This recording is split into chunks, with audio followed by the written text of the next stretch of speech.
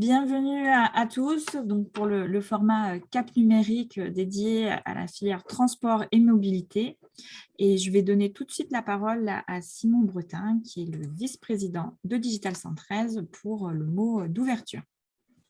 Merci Angélique, bonjour à tous et à tous, bienvenue donc dans cette nouvelle étape de notre programme Digitalis Future. Quelques mots pour vous présenter Digital 113, qui est donc le cluster qui regroupe l'ensemble des acteurs du numérique en Occitanie. Donc on fédère à peu près 350 experts du monde numérique et qui sont là pour vous accompagner dans vos transformations digitales, et l'association est là pour les accompagner dans leur structuration et dans le développement de leur activité. On a voulu monter ce programme Digitalis Future pour finalement accompagner un certain nombre de secteurs dans cette digitalisation, qui est un des enjeux majeurs des années passées déjà, mais futures toujours, pour montrer, accompagner, faciliter les collaborations entre les acteurs d'un métier et les acteurs du numérique.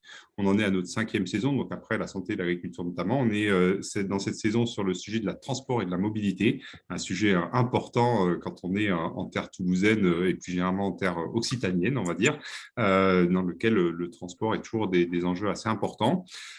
Aujourd'hui, l'étape Cap numérique, l'objectif est de vous montrer des exemples concrets de projets qui ont pu être menés dans ces secteurs-là. J'étais d'ailleurs assez surpris de voir la variété des secteurs qui ont pu être adressés, aussi bien transport, logistique, voilà, c'est un vaste monde que je connais moi-même pas forcément très bien. Et donc, j'aurai plaisir à découvrir et que j'espère que vous prendrez le même plaisir que moi, à découvrir. Ce programme Digitalis Future, c'est un programme qu'on a monté depuis quelques temps maintenant et qui, bien sûr, ne peut se faire sans le soutien d'un certain nombre d'acteurs impliqués et sponsors de cet événement. Donc, je tiens vraiment à remercier la SNCF et Continental, qui sont partenaires de cette saison et qui nous aident finalement à bâtir les contours de la saison, choisir les contenus et faire en sorte que les messages parlent aussi bien aux acteurs du monde numérique qu'aux acteurs de ces filières-là. Et du coup, pour en parler, je vais laisser la parole à Michel Chény, qui en parlera certainement encore mieux que moi. Je vous souhaite un très bon filière Explorer. Et je vous Michel, c'est à vous. Merci, Monsieur Bretem. Alors, je vous présente déjà brièvement Michel Chény. Moi, je suis responsable des ventes d'une entité de Continental Automotive qui s'appelle Continental Engineering Service. Alors, bon, bien sûr, nous sommes un acteur majeur du transport et de la mobilité, on se revendique en tant que tel. Continental Automotive, c'est une grande boutique. Alors déjà, merci de nous apporter vos compétences dans le domaine. Et c'est vrai que les besoins numériques sont grands et sont grandissants, je dirais aussi, dans ce secteur-là. Et Continental pourra faire appel effectivement à vos compétences, et c'est l'objet des échanges aujourd'hui, si j'ai bien compris.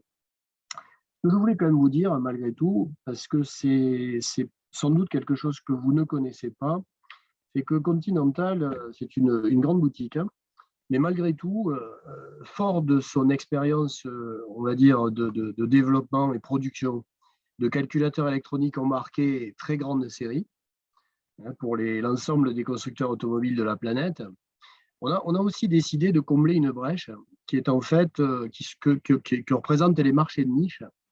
Alors déjà dans l'automobile, bien sûr, et il y en a. Bon, j'en citerai un, c'est les véhicules utilitaires, par exemple, qui ne sont pas des marchés à très fort volume, mais qui ont des besoins parfois un peu spécifiques, mais aussi d'autres domaines. Et la volonté qu'a Continental de se diversifier de plus en plus dans d'autres domaines, comme le ferroviaire, l'aéronautique, l'industrie aussi, l'agriculture, on va dire tout ce qui est connexe au transport, on va dire automobile.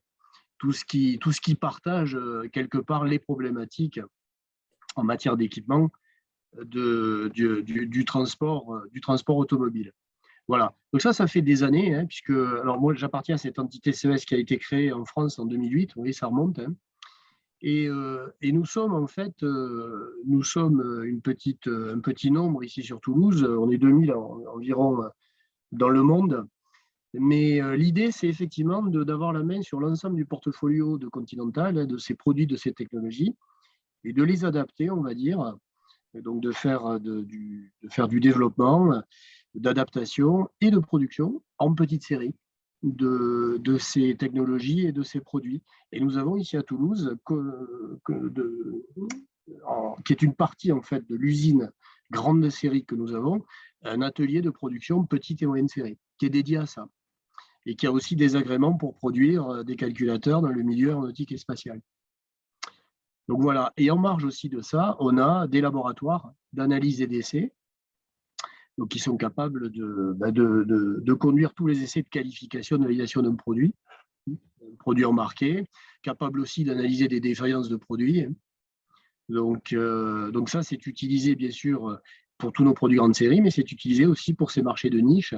Et voilà, on a aujourd'hui les laboratoires, aujourd'hui, pour pas les citer, travaillent avec notamment Airbus ou Thales, voilà, pour leur apporter de l'expertise de test et d'analyse de défaillance sur des produits aéronautiques. Donc voilà, je voulais vous dire ça parce que c'est pas très connu, mais c'est quelque chose qui peut vous intéresser aussi. Voilà, si on peut vous apporter des compétences là-dessus, vous ou dans votre réseau, on va dire, ça sera avec grand plaisir. Et bien sûr, je ne l'ai pas dit, mais vous le comprenez, on tire parti finalement de toute la compétence et de tout aussi, toute la masse critique qu'on a avec ces développements de très grandes séries, notamment en matière d'achat de Continental Automotive, globalement. Voilà. Si vous avez quelques questions, je peux y répondre. J'espère que c'est clair ce que je vous ai raconté. Très bien, merci Michel. Et puis, s'il y a des entreprises qui sont intéressées, on favorisera la mise en relation N'hésitez pas. avec les équipes. C'est gentil. Merci beaucoup. Très bien, merci beaucoup pour votre intervention. Et on va passer tout de suite à l'introduction du format et des différentes entreprises qui vont intervenir. Donc aujourd'hui, on a 7 cas d'usage qui seront présentés. Mais tout d'abord, je voulais aussi remercier les partenaires des filières avec qui on co-construit le programme Digital e-Future et les différents formats dédiés ces 3 mois au transport et à la mobilité. Donc évidemment, on a le cluster Totem, le cluster Transten, le cluster aussi We4Log. On a les entreprises Partner, c'est Synox. On a aussi le campus des métiers et des qualifications d'excellence dédié à la mobilité et au transport intelligent. Et après, les laboratoires de recherche avec le centre IRIT et la plateforme Autocampus. Et enfin, la FIEV et ADOC qui nous soutiennent sur le comité de pilotage du montage de tous ces événements Digital Future. Alors, pour démarrer, donc, on va avoir différents cas d'usage. Donc, on a essayé d'avoir des cas d'usage très différents, donc, notamment une solution pour les petits et moyens acteurs dans le transport. On va avoir aussi une présentation d'une solution pour les infrastructures de mobilité urbaine, d'optimisation des services.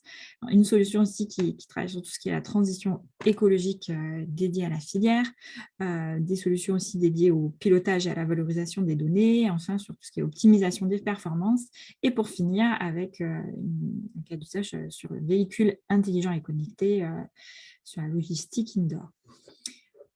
Je ne vais pas m'attarder plus et vous dire aussi que vous pouvez interagir sur les réseaux sociaux avec le hashtag DigitalFCR comme futur et n'hésitez pas à nous taguer sur le compte Twitter @digital113_. Et je vais tout de suite donner la parole à Ralib qui va nous présenter donc, une solution pour petits et moyens acteurs avec la problématique comment aider les entreprises du transport et de la logistique à prendre des décisions rapidement. Je vais tout de suite lui donner la main. Voilà. Bonjour à tous, merci Angélique. Donc, je vais vous présenter Apollo. Apollo donc, est un outil effectivement pour les flottes de véhicules de petite et moyenne taille, à la fois pour des organisations de type transporteur, mais également pour d'autres types d'activités, de type négoce, de type déchets environnement, coopérative agricole, etc. Donc là, nous allons focaliser sur un cas d'usage qui est l'un de nos clients pilotes, Ma Distribution, pour lequel donc, je vais vous présenter comment s'est passé le déploiement de la solution et ce qu'a pu apporter Apollo lors du déploiement. Alors, Apollo donc est développé par Solaris, mais Apollo, Solaris, c'est surtout et avant tout une équipe, 10 personnes, basées 100% en Lozère, donc avec des profils très divers. Donc, il y a des profils de logisticiens, de mathématiciens, data scientists, informaticiens pour le développement du logiciel proprement parler. Et donc, en équipe, nous concevons, développons et déployons Apollo, le logisticiel. C'est quoi un logisticiel? Donc, c'est un mot en fait que nous avons inventé, mais j'y reviendrai plus tard, car nous n'avions pas trouvé de mots pour définir correctement cet outil. Alors, bien entendu, avant d'en arriver à cette équipe, à cette solution et à ce cas-là, tout ça, en fait, c'est le fruit d'un parcours, de toute une histoire. Donc, je vais vous la raconter très brièvement. Donc, Solaris, c'est avant tout 20 ans d'expérience dans le métier de la logistique du transport. Donc, j'ai toujours travaillé dans ces métiers-là, dans des groupes assez importants de France, comme le groupe Géodis ou le groupe Berthaud. Donc, sur ces 20 ans, j'ai fait 10 ans de conseil et d'accompagnement du changement auprès de PME, de groupes, de différents secteurs d'activité. Donc, comme j'évoquais, négoce matériaux, grossistes alimentaires, blanchisserie industrielle, public, privé. Et ça a été aussi le fruit d'une rencontre qui a permis de faire naître Solaris et puis par la suite Apollo et toute une équipe donc, qui a rejoint le projet progressivement. Alors, vous me direz, mais quel est le lien en fait entre toutes ces activités-là? Négoce matériaux, c'est le bâtiment, le déchet environnement, c'est mes poubelles, quel rapport? En fait, toutes ces activités sont très différentes, elles sont très spécifiques, mais elles ont un gros point en commun, c'est qu'elles ont besoin de véhicules et de conducteurs pour pouvoir organiser les livraisons et les collectes des différents produits. Alors, une fois que j'ai des véhicules et des conducteurs, que je dois m'organiser, voilà, la problématique, elle commence là. Alors, ce qui est pour pouvoir apporter en fait la solution, il y a eu besoin de pouvoir mettre en lumière ce qui était commun à toutes ces organisations-là. Donc, pour le synthétiser, on va décomposer en fait la logistique transport en 3 composantes majeures qui chacune présente un certain nombre de problématiques. Tout d'abord, le véhicule. Donc, le véhicule, c'est un véritable outil industriel. Il est mobile, il est onéreux. Un camion poids lourd, c'est entre 100 et 150 000 euros, voire plus, s'il y a des équipements comme des grues et autres. Donc, on est sur un fort investissement qui mobilise du capital. Et il va y avoir aussi des coûts en termes d'entretien, de suivi, qui vont être très, très élevés sur toute la durée de vie du matériel. Aujourd'hui, ces véhicules-là, on sait que ça coûte cher, mais on n'est pas forcément toujours en capacité à pouvoir dire « oui, mais combien ça me coûte réellement? Quels sont mes coûts directs, mes coûts indirects ?» Donc, un problème d'enregistrement au niveau de ces informations-là. Et souvent, ces coûts sont plutôt plus subis que réellement pilotés. Le TCO, c'est quoi? C'est ce que va coûter le véhicule justement sur toute sa durée de vie, donc de l'achat jusqu'à la revente, avec tous les frais d'entretien, la casse, la sinistralité, les consommation de carburant, les assurances, et tout un lot en fait de dépenses de tout type qui vont tourner autour du véhicule. Et là aussi, donc, c'est souvent traité par masse et on a du mal à identifier quel est le véhicule qui peut éventuellement être la brebis galeuse, qui va être le centre de coût le plus important. Est-ce que la typologie de véhicule que j'ai acheté, investi, était bien la bonne par rapport à mon activité? Ça, c'est tout un lot de questions pour lesquelles voilà, on manque à chaque fois de données claires et précises pour pouvoir l'analyser. La maintenance, donc, qui sont nombreuses, qui sont complexes, que ce soit alors moins sur du VL, mais beaucoup plus sur du poids lourd. Il y a au moins 5 à 6 contrôles réglementaires par an, en plus des entretiens type vidange et autres. Et tout ça va réduire le taux de disponibilité des véhicules. Et là aussi, c'est souvent subi que piloté par manque de données et d'informations. Ensuite, nous avons l'humain. Donc, l'humain, donc celui qui va conduire le véhicule, mais qui va également effectuer les opérations de livraison, de collecte, qui va vous livrer votre colis, qui va ramasser les bennes, qui va être aussi à la grue pour les livraisons sur chantier pour les camions grues. Mais c'est aussi l'humain qui est dans le bureau et qui va organiser toute la partie tournée. Et là aussi, on est sur des personnes qui sont loin de l'entreprise, qui sont, entre guillemets, livrées à eux-mêmes, à qui on doit faire pleinement confiance. Et là, en fait, le suivi de la productivité et de la qualité du travail est toujours difficile d'appréciation parce qu'on est un peu à l'aveugle là-dessus, enfin on est complètement à l'aveugle là-dessus et les seuls retours qu'on peut avoir c'est un client satisfait ou insatisfait, une casse, mais ça ne détermine pas forcément finalement quel a été le niveau de qualité de service. On ne peut que constater certains éléments. Donc, on va manquer d'éléments factuels qui vont permettre d'évaluer la qualité du travail, la sélection de nos clients. Pour les gens, donc, tant dans le véhicule qu'en bureau, dans le monde du transport, c'est une charge mentale très, très élevée. Dans les bureaux, c'est souvent 1, 2 ou 3 téléphones par personne. Les chauffeurs, au-delà de devoir conduire, ils doivent suivre un itinéraire, respecter le code de la route, faire attention aux autres usagers, ce qui est très complexe quand on est dans un poids lourd, notamment dans les milieux urbains. Il doit penser à sa livraison, à son plein de carburant, à sa pause réglementaire. Et on se retrouve avec beaucoup trop de choses en fait à penser pour les différents opérateurs du transport. Et là aussi, parce qu'il n'y a pas les choses sont gérées sur format papier et on manque d'éléments qui permettent de simplifier le quotidien. Enfin, l'organisation, une fois que j'ai mes véhicules et mes conducteurs et mes humains, je dois en fait faire ma planification, dérouler ma tournée. Est-ce que mes tournées sont rentables? Je le sais assez rarement. Quel est mon coût au point livré collecté? Ça ne n'est pas calculé, toujours par manque de données concrètes. L'optimisation des tournées, c'est quelque chose dont on entend beaucoup parler, le mot optimisation. Mais en réalité, c'est très complexe parce qu'il y a une diversité de cas de figure, parce qu'on est sur une réglementation qui se complexifie. Et là aussi, ça se fait un peu au jugé.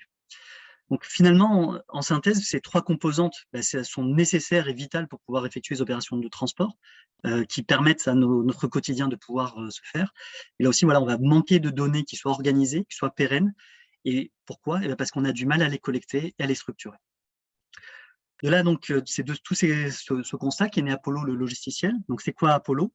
C'est une solution digitale qui s'adapte au quotidien des entreprises pour pouvoir faciliter la collecte de données, l'enrichir, la structurer et pouvoir la restituer. Donc, on a un certain nombre de briques fonctionnelles, pour pouvoir donner quelques exemples. Pour le conducteur, c'est la feuille de route dématérialisée, c'est l'interface pour tous les besoins RH et techniques, remonter une anomalie véhicule, etc. Pour les managers d'équipe, les planificateurs, c'est du suivi en temps réel de l'activité. Où est mon véhicule et où est-ce qu'il en est par rapport aux livraisons? Est-ce que mes livraisons se sont bien passées? C'est la construction et l'optimisation de tournées. Pour les techniciens, garage interne ou externe, c'est le plan de maintenance. Où est-ce que j'en suis au niveau de mes réparations, de mes vidanges, avoir un carnet de santé du véhicule, sont tout au long d'éléments en fait qui n'existent pas ou sur papier ou sur Excel et pour lesquels donc Apollo apporte une solution concrète et facile à utiliser au quotidien. Et enfin pour les dirigeants, ça donne des éléments en fait d'analytique des coûts et du reporting sur mesure. Alors, à cette étape, vous allez vous dire, ça fait quand même beaucoup de fonctionnalités pour un seul logiciel. Est-ce que ce ne serait pas une usine à gaz? Est-ce que c'est vraiment fait pour moi? Est-ce que ce n'est pas trop fastidieux à mettre en place? Et justement, donc le cas d'usage de main distribution va vous permettre de prendre la mesure de cela. Qui est main distribution? Donc, c'est une entreprise qui est âgée, puisqu'elle a près de 170 ans. On est dans de la distribution alimentaire avec la température dirigée sur une quinzaine de départements. Ça livre donc des commerces de proximité en A pour B, des commandes la veille pour livraison le lendemain, livraison de nuit essentiellement. On est sur un chiffre d'affaires de 24 millions, 45 salariés. On est sur 20 poids lourds qui quotidiennement en fait sont sur différents départements que vous pouvez voir sur la carte. C'est implanté en Lozère et en Ardèche. Donc on est sur une activité qui est ancienne, dans laquelle il y avait beaucoup d'habitudes et beaucoup de choses en fait qui étaient faites par le poids des usages. Alors la situation préalable, elle était un peu complexe. Donc au niveau des véhicules très hétéroclites, il y a un historique et non pas sur une identification des besoins, un manque de suivi des charges de maintenance et des différents coûts. Beaucoup d'heures de travail, pas équilibrées entre les conducteurs, des relations conflictuelles avec les prestataires, notamment au niveau des garages, une charge mentale très élevée, gérée en fait comme on pouvait. Au niveau organisation, donc des tournées pas forcément optimisées, une rentabilité des tournées qui n'était pas calculée, et bien entendu beaucoup de feuilles de papier. Alors, tout cela, Apollo a permis d'y pallier. Alors, bien entendu, ça ne s'est pas fait du jour au lendemain. Ça a été une mise en place progressive, simple, qui a permis de pouvoir permettre en fait à l'ensemble des utilisateurs de pouvoir s'adapter sans bouleverser leur quotidien, mais pour autant en amenant une réelle transformation progressive. La mise en place s'est faite sur une durée de 6 mois. Nous y sommes allés étape par étape. Donc, niveau véhicule, ça a permis de mettre donc, une interface pour le suivi des parcs, de plan de maintenance, où est-ce que j'en suis, mettre en place une analytique des coûts pour pouvoir dire, tiens, ce véhicule-là, il est peut-être temps de le remplacer, celui-là n'est peut-être pas adapté, et tout à l'heure d'autres informations. Et pour l'humain, c'était faire disparaître le papier des cabines conducteurs, papier qui pouvait disparaître, se perdre. Ça a permis en fait de faciliter la construction des plannings, de faciliter les échanges entre les chauffeurs et leurs managers, et de pouvoir remonter en temps réel tout à l'eau de besoins, de réparation, de panne, d'anomalies, de difficultés rencontrées chez les clients. Et au niveau organisationnel, donc, ça a permis de collecter différentes informations progressivement et de manière passive. C'est-à-dire l'utilisateur fait son quotidien, l'application collecte de la donnée. Et à l'issue, permet de faire de la restitution, de pouvoir suivre en temps réel l'avancement des livraisons, de pouvoir construire et indiquer la rentabilité des tournées, et aussi de pouvoir progressivement préconiser quels sont les bons matériels. Tout ça, ça a été fait par l'accompagnement des conducteurs progressivement, par de la formation avec des chauffeurs pilotes, en mettant des applications mobiles en place et tout à l'eau de différents éléments d'accompagnement sur mesure qui ont été pensés, construits avec Man Distribution et déployés progressivement. Donc ça fait ça fait 8 mois aujourd'hui. Il y a déjà plusieurs résultats qui sont au rendez-vous, des économies de temps et d'argent réellement constatées. Ça a permis d'optimiser les ressources, à la fois humaines et matérielles, et surtout d'augmenter la qualité de service en prévenant les clients lorsqu'il y avait eu problème à livraison, en prévenant l'exploitation lorsqu'il y avait des retards ou au contraire des avancées. Vous pouvez remettre aux chauffeurs ainsi de pouvoir faire d'autres types d'activités et aux managers de pouvoir faire davantage leur job d'accompagnement des chauffeurs plutôt que de gérer du tableau Excel ou de la feuille papier. Ça permet de simplifier les prises de décision, de les accélérer même, et de fortement réduire la charge mentale des utilisateurs, à la fois en cabine et en bureau.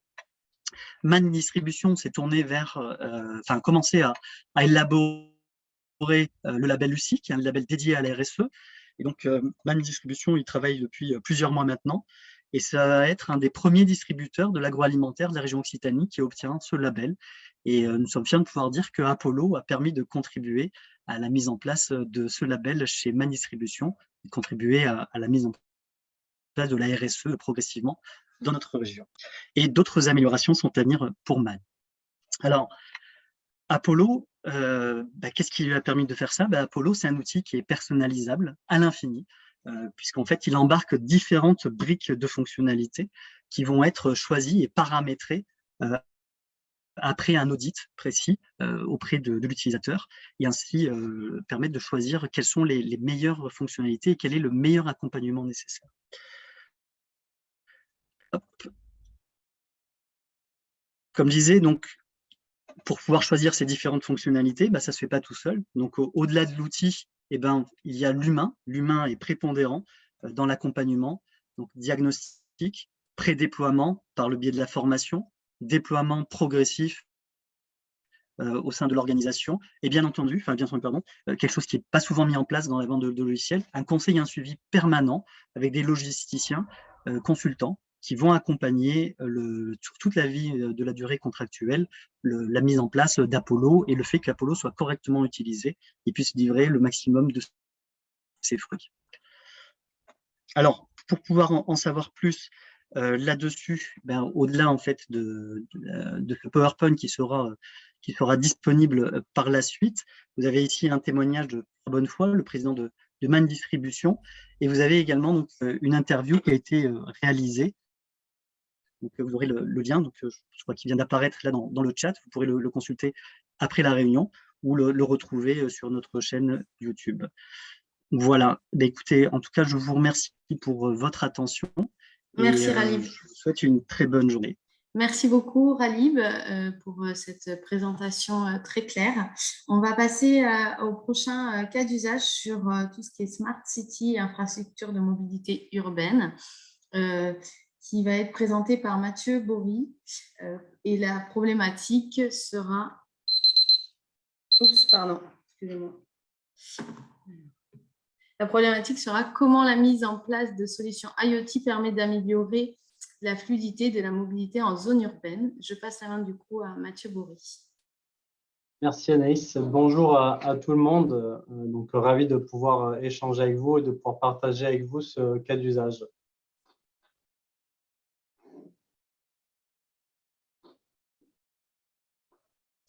Donc déjà, je vais commencer par vous présenter un petit peu Synox.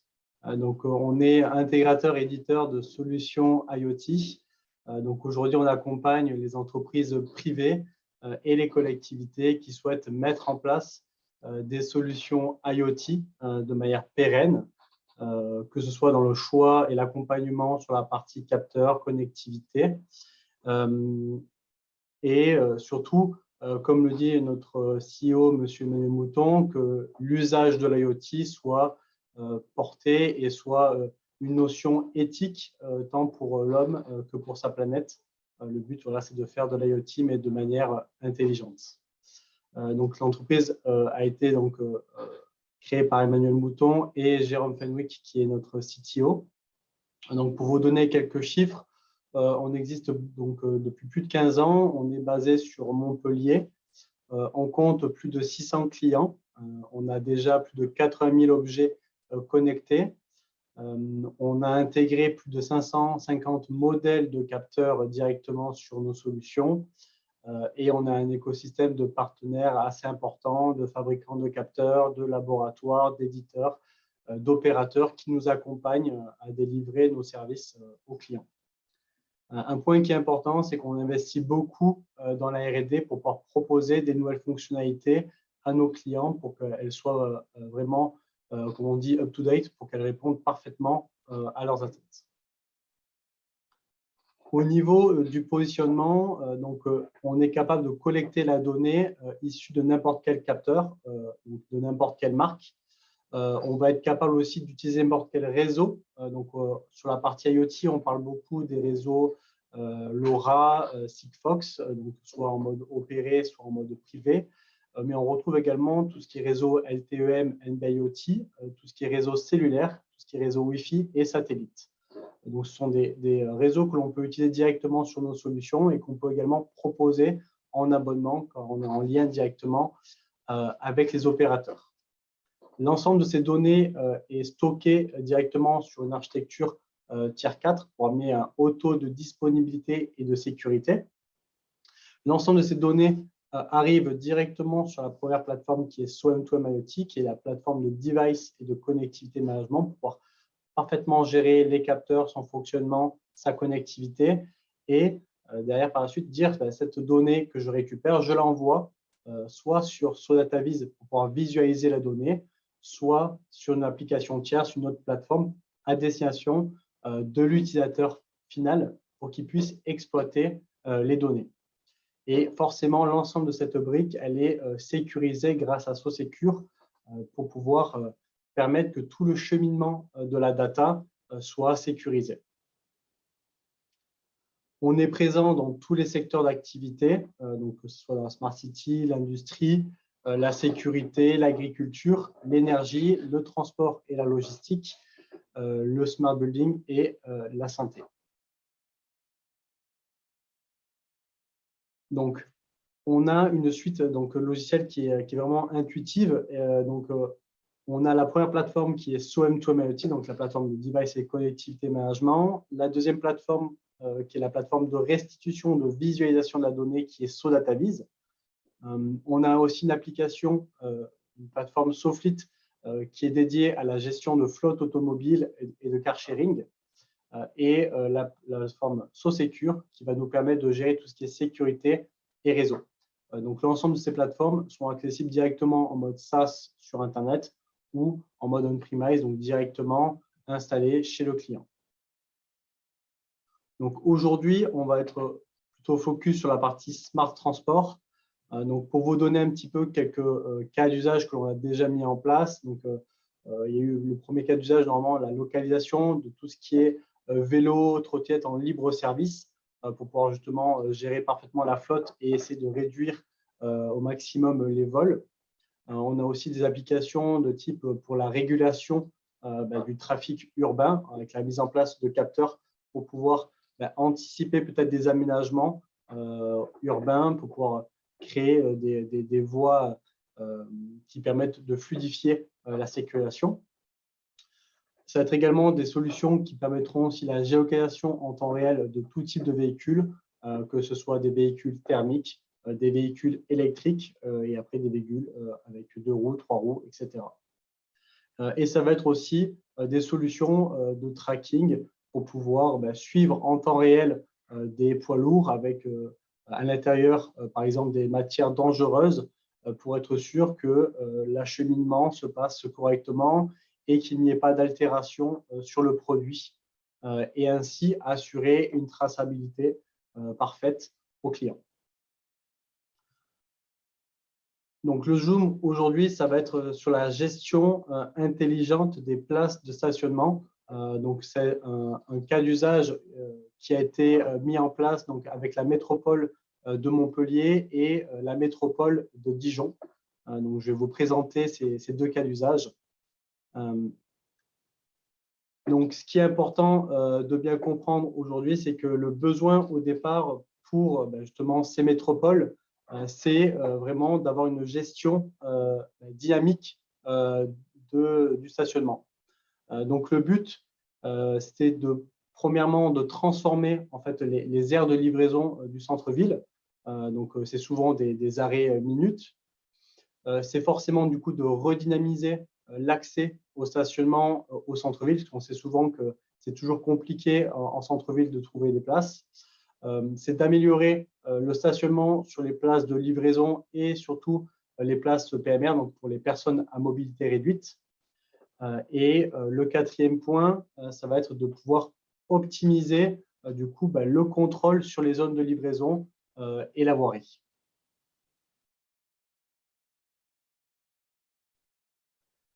Au niveau de la solution qui a été déployée.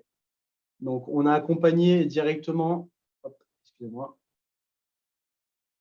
un petit peu de latence. Voilà. On a accompagné du coup donc, les différentes métropoles pour pouvoir mettre en place ce cas d'usage. Donc, comment ça fonctionne? Au départ, on s'est tourné donc, sur plusieurs capteurs pour pouvoir gérer ce cas d'usage. Et donc, on a choisi de mettre en place un capteur Bosch que l'on installe directement sur les places PMR ou sur les places de livraison. Donc, l'installation se fait très simplement en collant la place sur le sol. On vient directement avec l'application mobile flasher la place de parking pour pouvoir l'intégrer directement sur la plateforme SOM2M IoT. On va déclarer l'objet directement sur du réseau LoRa en l'occurrence. Donc, pour pouvoir avoir une redondance, on va activer les deux réseaux LoRa, ObjectNews et LiveObject. Comme ça, on est sûr que la place de parking puisse bien communiquer sa donnée. Une fois que la donnée arrive sur SOM2M IoT, on a l'emplacement de toutes les places de parking sur une carte map et on va pouvoir facilement savoir quelles sont les places de parking qui fonctionnent, celles qui ne fonctionnent pas, celles où il y a la donnée qui communique.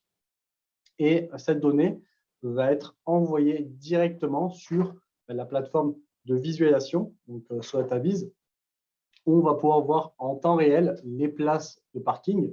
Alors, on va pouvoir voir du coup les places qui sont occupées, les places qui sont libres. On va pouvoir se créer à l'intérieur de cette plateforme de visualisation des dashboards et des widgets pour pouvoir exprimer la donnée. Ainsi, on va pouvoir montrer le nombre de places qui sont occupées, le nombre de places qui sont libres. On va avoir des informations sur la partie taux d'occupation. On va pouvoir également mettre en place des alertes en temps réel pour pouvoir justement alerter peut-être les personnes qui gèrent la voirie pour savoir si les places qui sont utilisées sont bien utilisées par des personnes à mobilité réduite ou des personnes qui sont bien en livraison. Et ainsi, ça va pouvoir avoir une meilleure optimisation et une meilleure gestion des places. Donc, sur ces deux cas d'usage, on a déjà déployé plus de 180 places de parking à Castelnau-le-Lez, donc c'est juste à côté de Montpellier. On a prochainement 800 places qui vont être installées sur tout Montpellier. Et sur Dijon, c'est déjà plus de 450 places qui ont été équipées par cette solution. Donc, c'est une solution qui est déployable facilement, rapidement et que l'on peut du coup gérer directement avec nos solutions. Au niveau bénéfices, on a donc premièrement l'optimisation du stationnement sur les places de livraison. On va parfaitement savoir celles qui sont occupées, celles qui sont libres, et on va pouvoir contrôler si tout est bien respecté au niveau des places. On va forcément du coup avoir un meilleur taux de rotation des véhicules parce qu'on a des données que l'on reçoit directement en temps réel. Donc, ce qui fait qu'on va pouvoir analyser et savoir si l'utilisation est bien correcte. D'ailleurs, on aura forcément un meilleur taux de disponibilité des places pour les personnes à mobilité réduite. On va pouvoir être alerté en temps réel directement sur une application qui va être dédiée à l'usager pour pouvoir également aussi prévenir peut-être la police directement s'il y a des personnes qui ne respectent pas les conditions de ce type de place. On va également pouvoir mettre en place des nouveaux services auprès des conducteurs. Donc, par exemple, une application servicielle qui va permettre à l'usager de savoir où est-ce qu'il y a une place de livraison de disponible. Donc, avoir peut-être comme un guidage en temps réel pour savoir où je peux trouver une nouvelle place. Et forcément, si on a une meilleure gestion des places, qu'on sait celles qui sont libres, celles qui sont occupées, qu'on a un guidage, on va forcément diminuer la durée moyenne de stationnement parce que justement, on sait que jusqu'à présent, il y a un usage qui est assez abusif des places de parking, surtout des places de livraison, et on va essayer justement voilà, de réguler et d'améliorer la durée moyenne de stationnement. Au niveau, et du coup, il me semble que c'est terminé. Merci beaucoup, Mathieu. Oui, effectivement. Merci à tout le monde. On va passer du coup, merci pour le cas d'usage et pour la présentation, c'était très intéressant. Sur tout ce qui est optimisation de service avec OKP4, Lucas, et avec la problématique. Il y a une petite question aussi. Ah, je ne l'ai pas vue. Dans la discussion. Si jamais Mathieu veut répondre par écrit ou à l'oral s'il reste un petit peu de minutes. Oui, il reste quelques minutes. Tu peux répondre si tu veux, Mathieu. Tu la vois, la question? Oui. Alors, la question, est-ce qu'un échange de données entre le capteur de la place de parking et l'utilisateur de la place afin de l'identifier? Alors, en fait, l'échange, comment ça fonctionne? En fait, la voiture va se garer directement sur la place de parking et en fait, on va être notifié si la place va être occupée ou pas. Donc, en fait, l'utilisateur, lui, va savoir qu'il s'est garé à cette place et que sur l'application, on va notifier que la place, elle est prise. Après, il n'y aura pas d'identification de la plaque ou autre de la voiture, parce que ce sont juste des capteurs qui sont au sol qui permettent de déterminer si la place est occupée ou non. Merci pour ta réponse. Parfait. Du coup, on va passer au prochain cas d'usage de… moi, je n'arrive pas à passer le slide. Ouais. Sur l'optimisation des services avec Lucas Prézelin de OKP4. Sa problématique, c'est comment exploiter la richesse de vos données pour optimiser vos flux et services. Mais je te laisse la parole, Lucas. Merci. Merci beaucoup. Donc, bonjour à tous. Moi, c'est Lucas Prézelin. Donc, je suis responsable business développement chez OKP4. OKP4, c'est une jeune entreprise innovante qui a été créée en 2018 par Emmanuel Aldeguer. Nous avons aujourd'hui des bureaux à Rennes, Toulouse et depuis peu à Munich. Et on regroupe 25 collaborateurs. Donc, nous, on est spécialisé dans le big data et plus particulièrement à la création d'écosystèmes de partage et de valorisation de données basés sur une technologie, la technologie blockchain. Donc, aujourd'hui, je vais vous présenter en deux parties. La première partie, je vais vous expliquer rapidement le OKP4, donc c'est notre expertise, et je finirai ensuite par le cas d'usage. Donc, pour OKP4, un préalable avant tout, c'est de bien différencier la donnée de la connaissance. Pour nous, en fait, une donnée, ça va rester une description élémentaire de la réalité, et ce n'est pas ici que se va trouver sa valeur.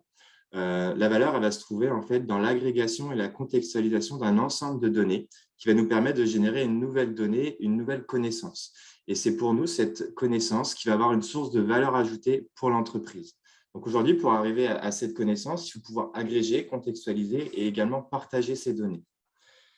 Mais il s'avère qu'aujourd'hui, il y a 3 principaux freins au partage de données. Le premier, c'est le manque de confiance. C'est pourquoi j'irais partager mes données avec un tiers, je n'ai pas confiance, j'ai peur que j'en perde la maîtrise et l'usage. Donc ça, c'est le premier élément. Le deuxième élément, c'est les difficultés techniques.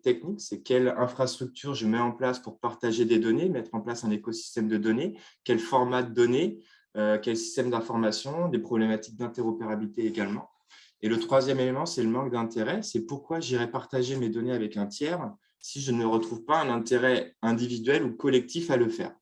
Donc, en fait, en se basant sur ce constat-là, sur la création de connaissances et les freins au partage de données, on s'affaire à développer un protocole qui va nous permettre de créer de la connaissance.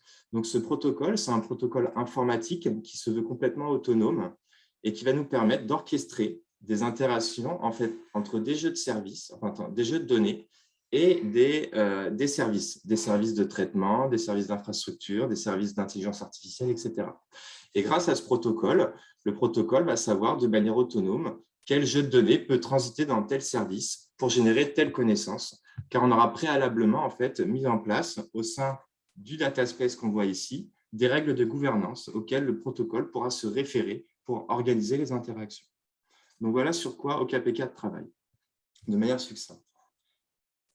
Je vais vous expliquer maintenant plus en détail le cas d'usage. Donc aujourd'hui, nous, on a un client, une SAS toulousaine, qui a un réseau d'entreprises de e-commerçants, des franchisés en France et en Europe.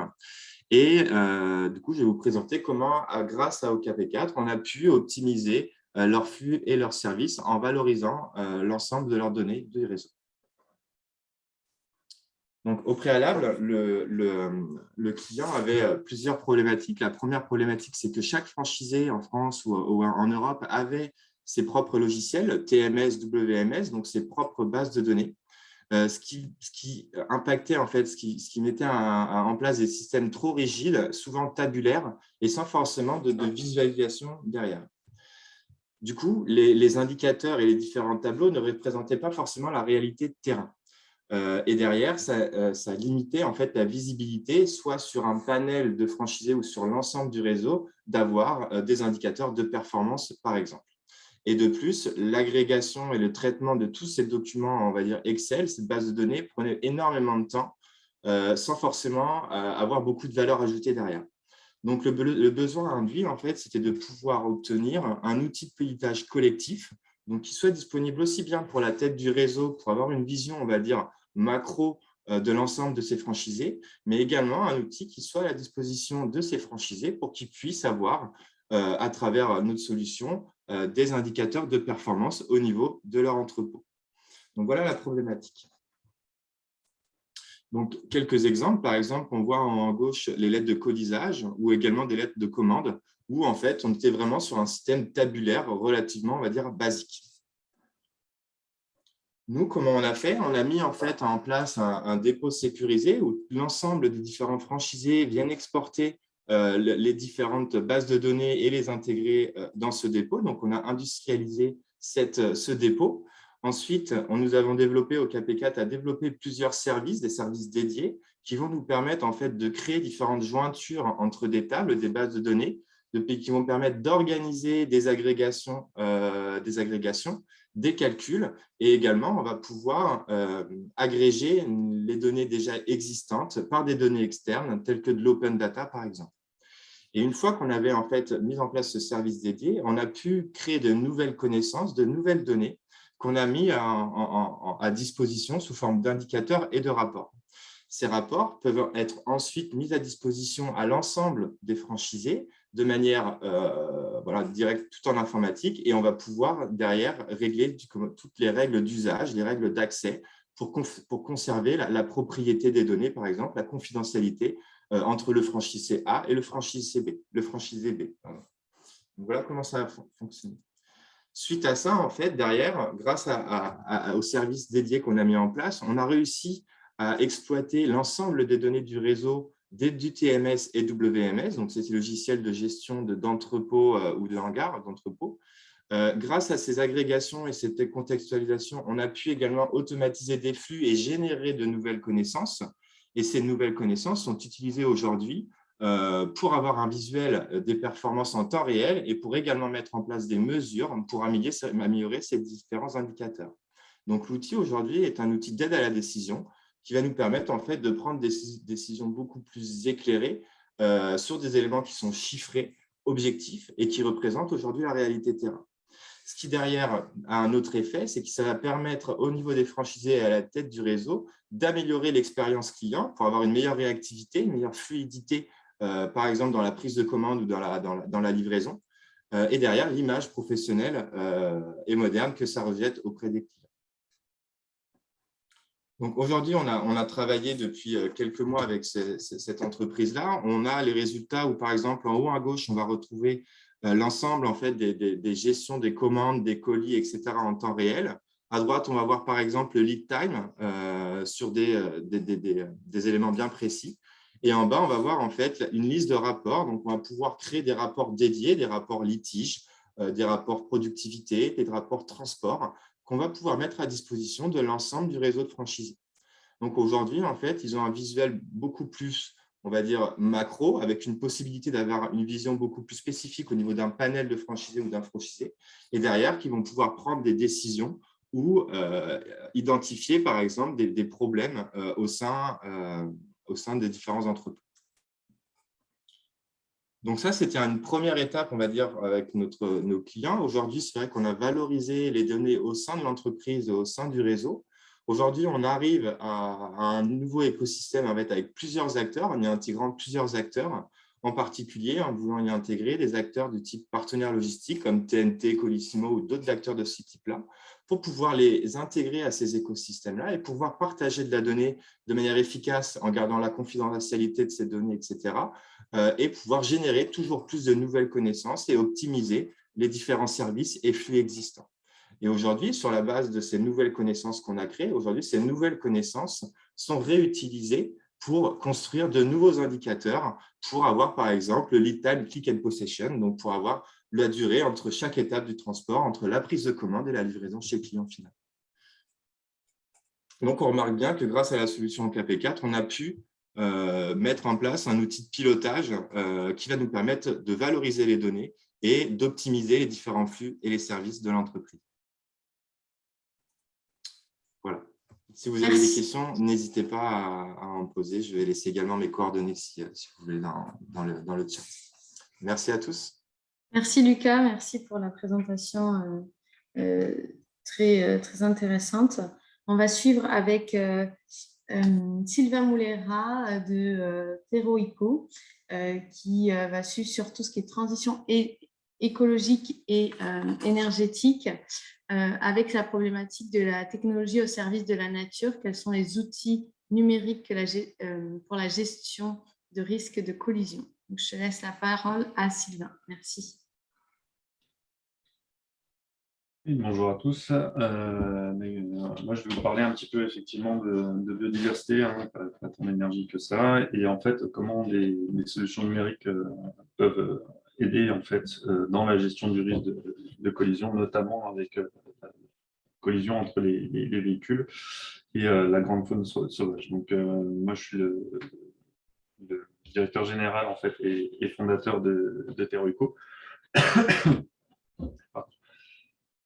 Donc très rapidement, en fait, Teroico, on est une entreprise qui s'est spécialisée en fait dans le transfert de technologies en allant chercher des outils et méthodes en fait directement dans les laboratoires de recherche pour les appliquer en fait au monde opérationnel.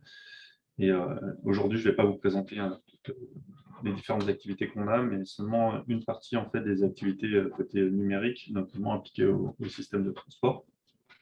Et globalement, en fait, l'ensemble de nos technologies sont appliquées en fait à l'aménagement du territoire,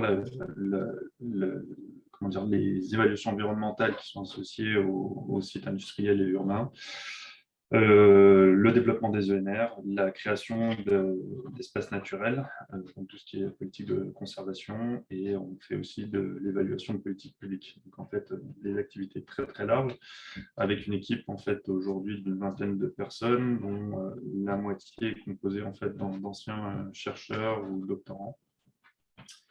Donc, pour bien soutenir l'aspect transfert de technologie, on a quasiment la moitié de notre activité qui est en recherche-développement.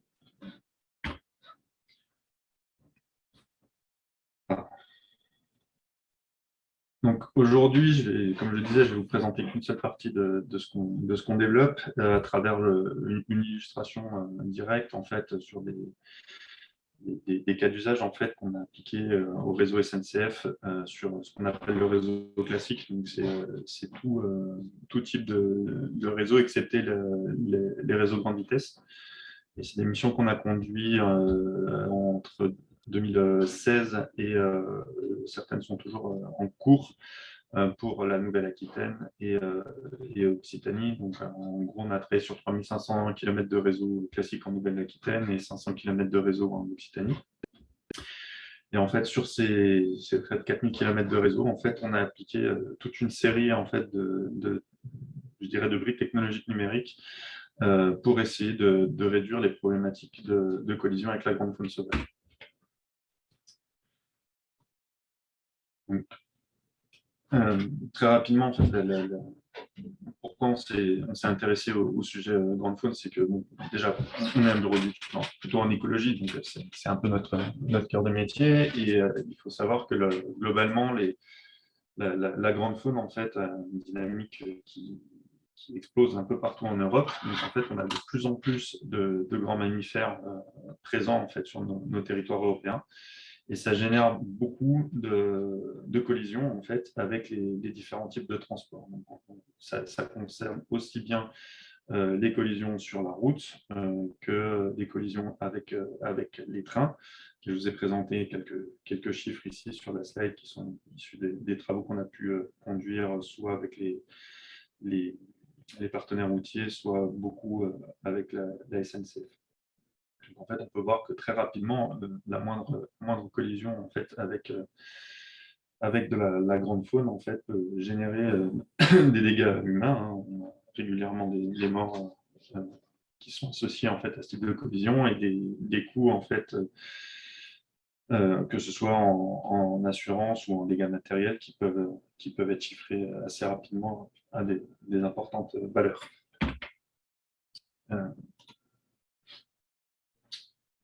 Donc, une des principales technologies que je vais vous présenter, c'est nos outils de simulation numérique. Donc, le principe, c'est qu'on développe un outil de simulation qui permet en fait de reproduire la vie des espèces en fait, dans un territoire. Donc, on va pouvoir simuler en fait la vie au quotidien et les déplacements, non pas des véhicules, mais bien des animaux ou des plantes.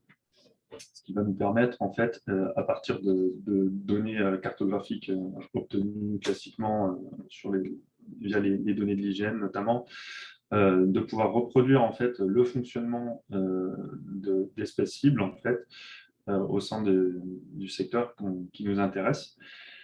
Et concernant en fait la problématique de gestion des collisions, bien, ça va nous permettre d'intervenir à plusieurs échelles. Donc, déjà, en fait, sur l'infrastructure existante, le fait de pouvoir simuler en fait, le fonctionnement des populations, pour le coup, dans ce cas-là, animales, à l'échelle d'un territoire qui peut être de très grande taille, ça nous permet d'obtenir des cartes comme je vous le présente ici, où en fait les secteurs qui sont identifiés en bleu foncé, vert, et qui vont recroiser en fait l'axe de l'infrastructure qui est signalé ici par des flèches bleues.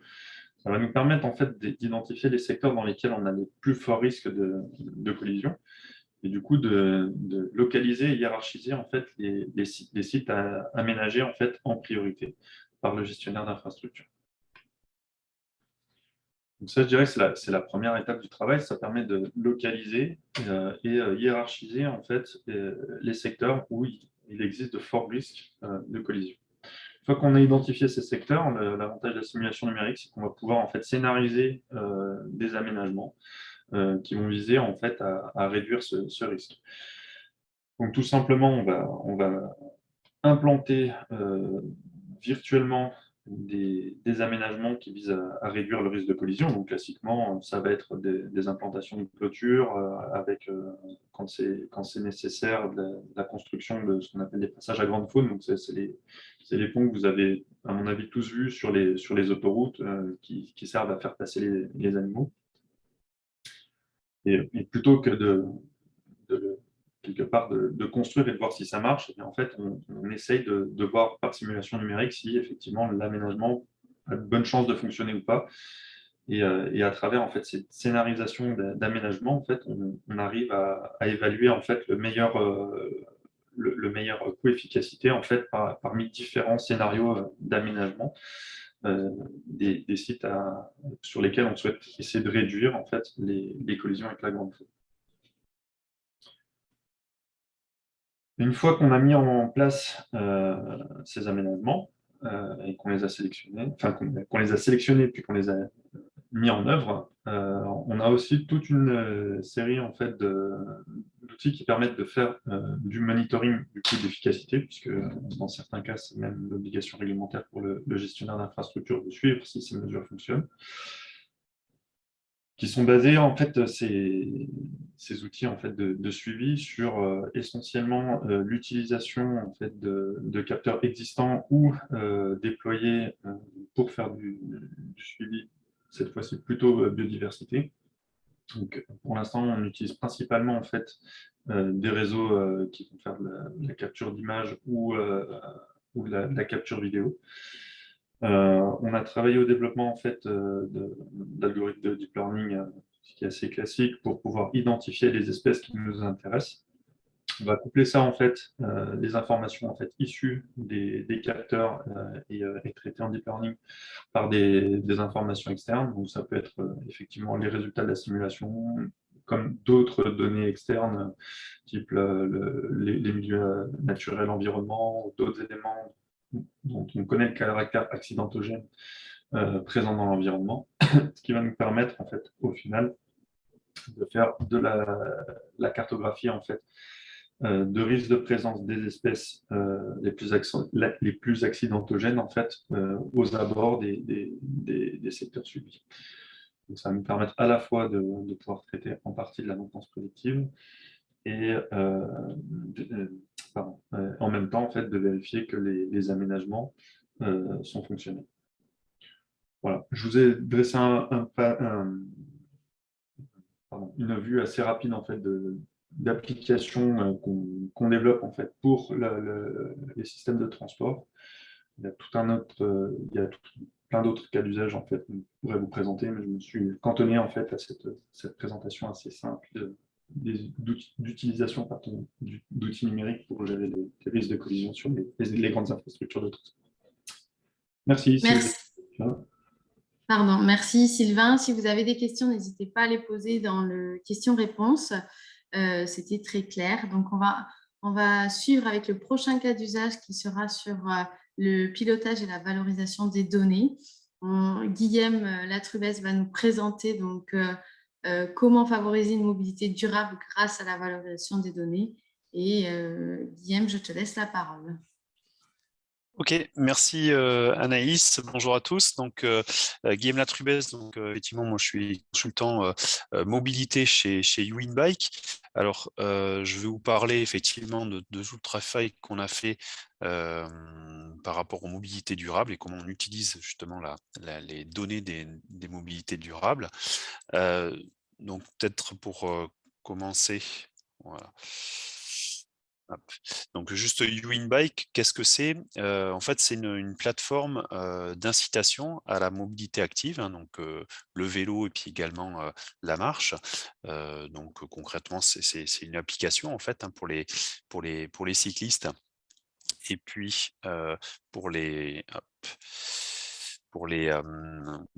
employeurs, en fait, c'est un certain nombre d'indicateurs de tableau de bord. En fait, on a fait le parti pris, nous, voilà, en tant que solution pour les professionnels, de donner des éléments de mesure aux employeurs et puis aux collectivités, avec notre slogan, on va dire You Bike, You Win. Donc, effectivement, valoriser tous ceux qui mettent le pied sur la pédale. Donc aujourd'hui, voilà, on est 6 dans la structure, hein. C'est une start-up toulousaine, hein, créée en 2020, et puis on intervient un petit peu partout en France, pour développer le vélo, donc en partenariat, voilà, avec les employeurs, avec une solution simple, avec les cyclistes, voilà, qui font leur trajet, à vélo. Et puis, derrière effectivement, je vous parlerai un peu de tout ce qu'on a mis en place, en termes d'intelligence artificielle, pour travailler la donnée. Alors sur effectivement le cas d'usage de la data, par rapport au secteur de transport et de la mobilité, c'est vrai que c'est un gros enjeu. Alors à la fois sur tout ce qui est vraiment voilà, vraiment le transport, on va dire, dans le dur, hein, enfin vraiment le volet infrastructure. C'est vrai que la data, bon, il y a eu quelques exemples déjà ce matin, va permettre d'amener, beaucoup de services supplémentaires, notamment de traiter, quand on veut se déplacer d'un point A à un point B, toute la problématique de l'intermodalité, de savoir un petit peu en temps réel qu'est-ce qui peut être pris, soit comme bus, soit comme service d'auto partagé ou de vélo partagé. Voilà, qu'est-ce que je vais avoir à ma disposition? Donc ça, c'est pour tout ce qui est là, voilà, vraiment la proposition. Heu Effectivement, derrière les transports, il y a aussi la question de la mobilité, donc les déplacements, réellement que font les personnes. Donc c'est là où on va avoir plutôt analysé un peu plus la pratique individuelle. Qu'est-ce qui va faire qu'on va, partir sur telle mobilité ou telle mobilité?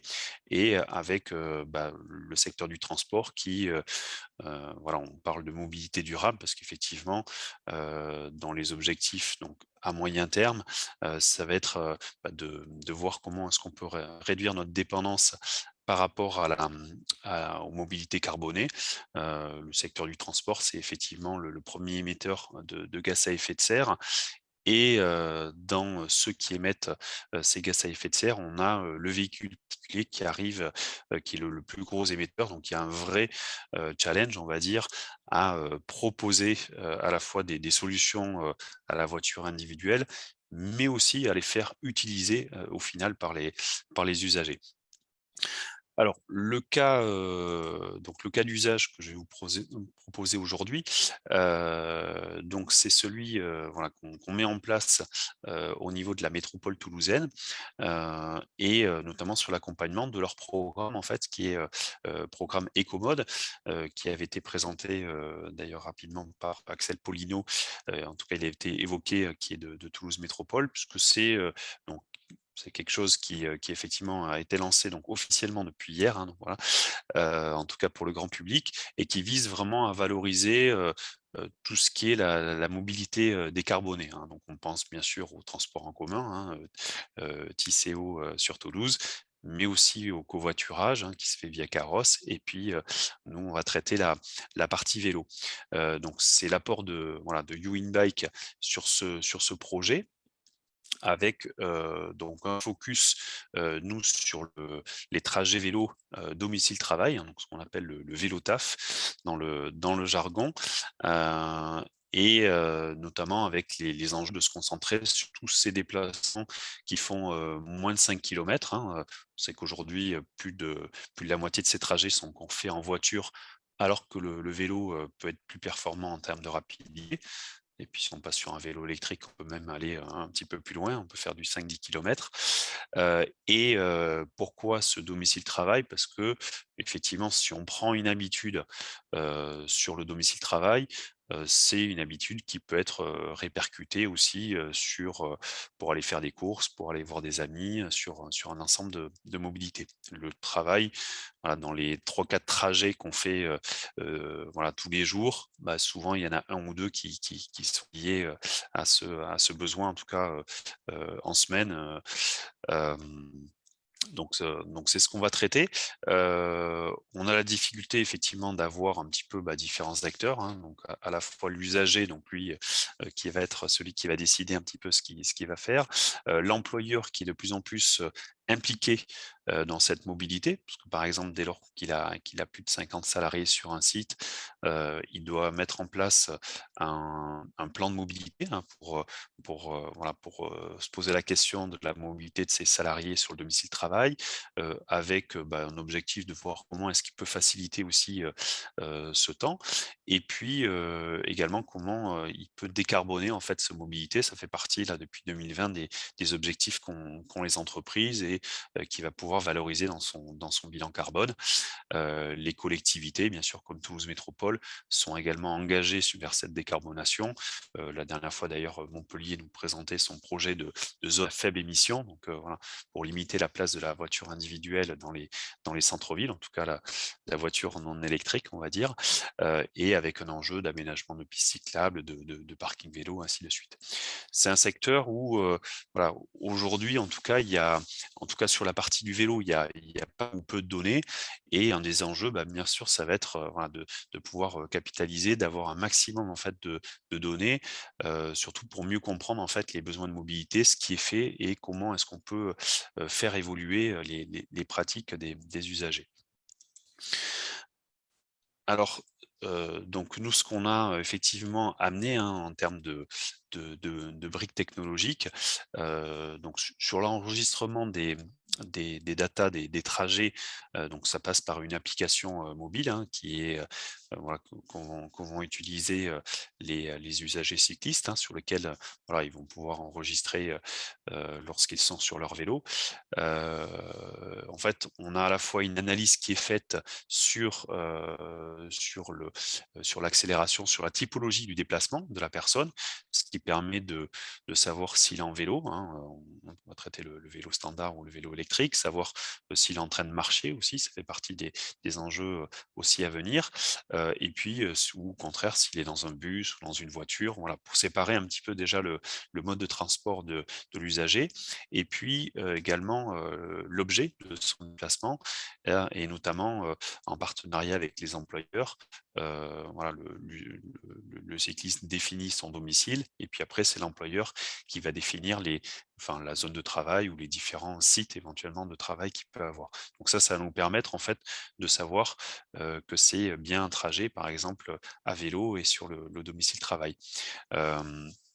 Ces données, bien sûr, voilà, que partage l'usager, elles vont être anonymisées, hein, donc pour respecter bien sûr la vie privée des utilisateurs, et c'est ce qui va permettre de consolider en fait des tableaux de bord, donc tant d'un point de vue employeur que collectivité, pour arriver à piloter finalement cette pratique cyclable, voir qu'est-ce qui se développe, voilà, qui convertit peut-être certains de ces trajets vers une mobilité décarbonée, et c'est ainsi, voilà, toutes ces données anonymisées vont pouvoir être intégrées en fait dans une offre plus globale. Donc là, c'était la problématique qu'avait au Commode en fait de pouvoir intégrer différents types de mobilité, et par exemple de pouvoir proposer à quelqu'un, hein, de dire: «Mais tiens, je veux me déplacer d'un point A à un point B, si je peux prendre tel service de bus, puis après le métro, ou je peux éventuellement, si je le fais plus régulièrement, prendre un partenaire de covoiturage, ou si je le fais en vélo, voilà le temps que ça va me prendre, et puis ça va me faire gagner tant d'économies CO2». Donc tout ça ensuite effectivement est ajouté donc à ce programme Ecomode, et donc comme ça les usagers, au fur et à mesure où ils cumulent du coup des trajets avec une mobilité décarbonée, vont pouvoir gagner des points, puis ensuite des bons d'achat, des bons de réduction dans des boutiques partenaires. Donc voilà, donc ça c'est tout le traçage de la donnée quelque part, et puis le fait de pouvoir récompenser du coup directement l'usager. Alors, où est-ce qu'on en est aujourd'hui, et puis quelles sont les prochaines étapes? Donc là, c'est une plateforme qui est lancée officiellement, on va dire, depuis hier, depuis le 9 mai, donc ouverte potentiellement à l'ensemble, notamment des salariés de la métropole toulousaine, mais ça peut être aussi utilisé par les usagers. On cible aussi la population des étudiants, par exemple. Pendant 6 mois, ça a été aussi en expérimentation sur le périmètre d'Airbus et de Soprasteria, donc qui faisait un terrain de jeu, on va dire, de 20 000 à 30 000 salariés également.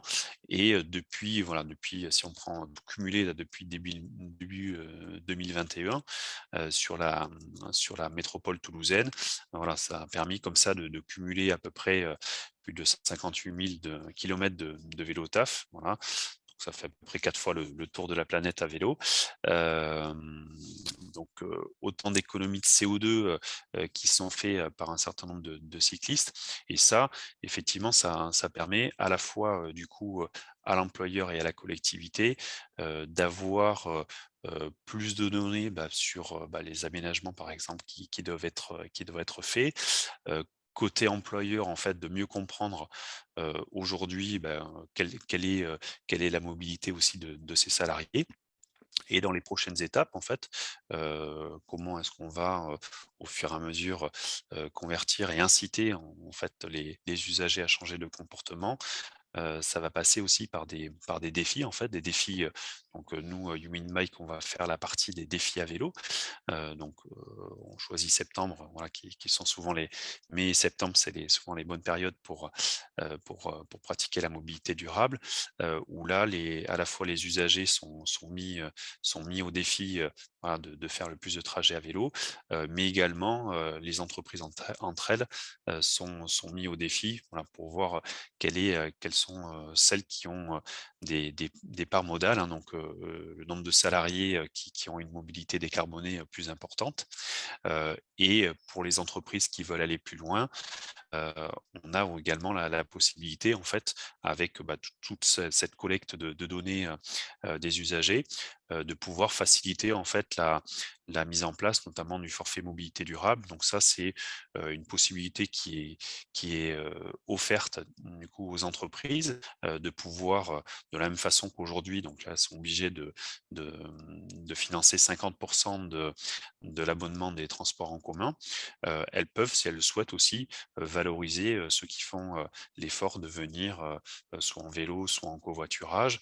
Et donc, là aussi, avec toute cette collecte de données, on va pouvoir amener une preuve de pédalage, en fait, indiquer à l'employeur qui est venu en vélo. Et ça, de façon bien sûr encadrée, pour respecter les réglementations RGPD. Mais en tout cas, ça permet comme ça aux employeurs, que ce soit public ou privé, de déployer ce type d'incitation. Voilà le cas d'usage, Ecomode sur Toulouse Métropole, et comment, par rapport à toutes ces données vélo qui sont partagées par les usagers et les salariés, ça peut être valorisé, autant pour l'employeur que pour la collectivité, et puis comme ça, passer aux mobilités durables. Merci Guillaume, merci pour toutes ces informations. On va passer la parole à Jerry pour nous parler de tout ce qui est optimisation des performances, avec la problématique de comment faciliter la maintenance préventive et prédictive pour optimiser les performances en mobilité. Jerry, je t'invite. Oui, je suis là. Super, merci, je te laisse. Ok, parfait. Donc, bonjour tout le monde, c'est un plaisir d'être avec vous. Donc, comme l'a annoncé Anaïs, aujourd'hui, on va discuter sur l'optimisation des performances des bus. En fait, c'est un cas pratique qu'on a pu expérimenter sur les États-Unis. En fait, nous, je représente Smart Connect. Smart Connect, c'est une entreprise qui vient de s'installer sur l'IoT Valley à Toulouse. Et on offre une solution no-code innovante qui permet de normaliser, d'agréger, de communiquer des données d'objets disparates Donc, on permet de connecter différents capteurs qui ne sont pas forcément issus du même manufacturer. Et notre solution, c'est un pont de données entre les capteurs industriels, des appareils et équipements, et qui facilite une étanchéité matérielle complète entre les deux mondes. Donc, nous-mêmes, de notre côté, on n'est pas intrusif. On peut aussi s'ajuster par rapport aux solutions qui existent. Et on utilise des serveurs périphériques qui intègrent facilement des sous-systèmes et qui leur permettent de collaborer. Donc, on va rentrer directement dans le cas sans perdre de temps. Donc, en fait, en termes d'enjeux de la transformation digitale par rapport à la mobilité, l'utilisation des données, c'est l'un des enjeux les primordiaux. On peut dire que ça passe par la disponibilité des données, la capacité de les collecter, parce que les données sont disponibles, mais il faut y avoir une capacité de les collecter. C'est souvent là que ça bloque, la capacité de les interpréter et aussi l'apport à la prise de décision. Donc, c'est quelles données, comment les collecter et comment cette analyse peut faciliter la prise de décision. Et puis, dans l'industrie, il y a des milliards qui ont été investis dans les solutions de transformation unifiée des équipements pour garantir la transformation digitale. Donc, ça, c'est pas le slide principal. Oh là. Excusez-moi, Anaïs, ça, c'est pas la slide.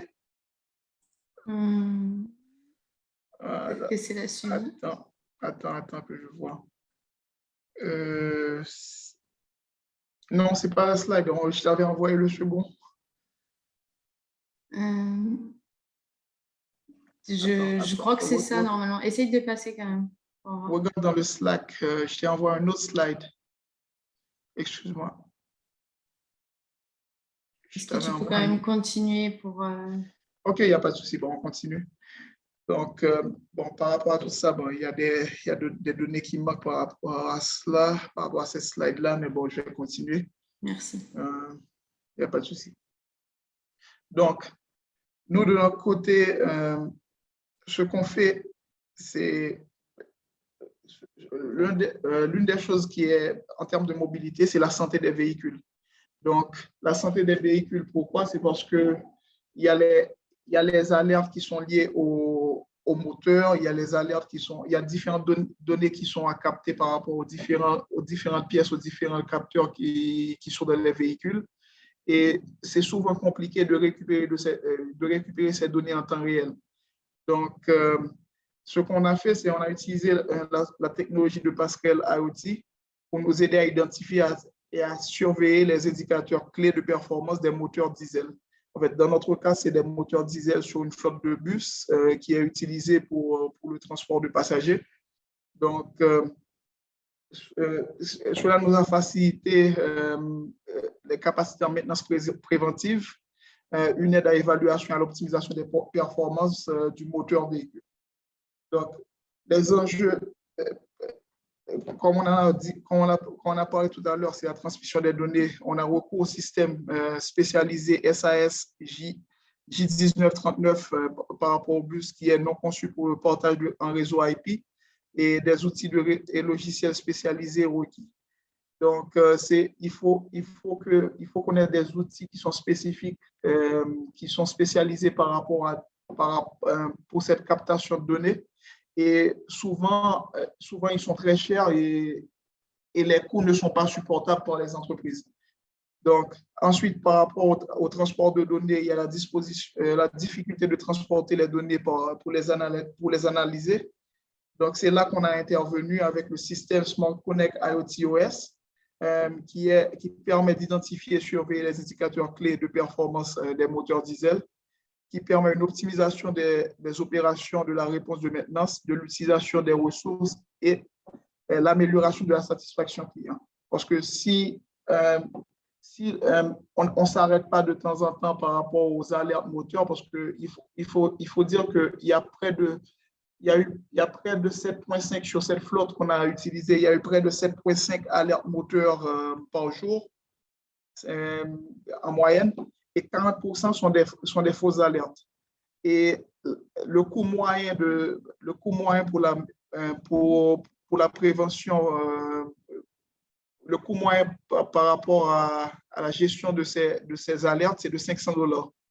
Donc, c'est en moyenne 7,5 appels par jour à $500 par rapport à 40% de cas qui sont des fausses alarmes. C'est pratiquement $45,000 par mois de dépenses et près de $540,000 par année. Donc, en intégrant notre système de Smart Connect IoT-OS qui permet de gérer les différents alertes moteurs et de faire des tickets, de préparer des tickets directement envoyés par SMS pour dire voilà la cause, est-ce que c'est une fausse alerte ou pas par rapport aux différentes datas collectées. Ça nous permet d'anticiper et prévenir une série de pannes. Et par rapport à cela, ça permet une grosse cost reduction. Ça nous permet une grosse économie sur les coûts sur l'année. Les données qui sont collectées avec nos systèmes, c'est le niveau de carburant, la vitesse du moteur, la pression du collecteur d'admission, la pression des gaz d'échappement, le niveau du liquide de refroidissement, la température du liquide de refroidissement et la tension de la batterie. Donc, en gros, on a permis une réduction des temps d'arrêt, d'atténuer les pannes, d'optimiser les ressources, d'augmenter l'efficacité, de réduire la consommation de carburant et d'augmenter l'efficacité et réduire la pollution. Parce que notre cas, c'est le Golden Gate Transit. Par rapport au transfert de données, on a utilisé, les données sont envoyées par la Pascal Smart Connect à Watson IoT, qui est une plateforme d'IBM pour suivi et maintenance préventive. La gestion est faite par rapport à IBM Maximo pour la gestion de cycle de vie, maintenance des actifs, suivi de panne et opération de maintenance préventive. Et le Smart Connect IoT-OS lui-même, de son côté, permet, à partir des données collectées, de réduire la pollution par combinaison de différentes données, caméra, air quality, global positioning system, météo, optimisation des itinéraires en réduisant la marche au ralenti des moteurs. Donc, les retombées, en gros, c'est une diminution des pannes, comme on l'a dit tantôt, une augmentation de la ponctualité parce qu'on a des données en temps réel et on a des données moteurs plus granulaires, opportunes et précises. Et la capacité, une augmentation de la capacité de maintenance préventive et une optimisation de la productivité des mécaniciens et de la maintenance proactive. Donc, aussi, on peut considérer une forte capacité à anticiper les réparations cruciales et coûteuses et une mise en place d'un système d'alerte précoce avec des données de haute fréquence. En gros, en termes de retombées économiques globales, on a eu des savings annuels, des bénéfices annuels de près de $540,000 par année, $540,000. Uniquement à partir des fausses alertes de moteur.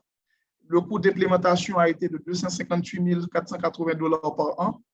Et l'investissement, le payback de l'investissement, le retour sur investissement, on le constate à partir de 5,7 mois. Donc, à partir du 6e mois, le coût de l'investissement par rapport au montant qui est économisé, on est déjà en break-even sur 6 mois. Donc, en termes de recommandations, on leur a proposé d'utiliser le système sur 100 bus additionnels. En fait, cette étude de cas a été faite en 2015.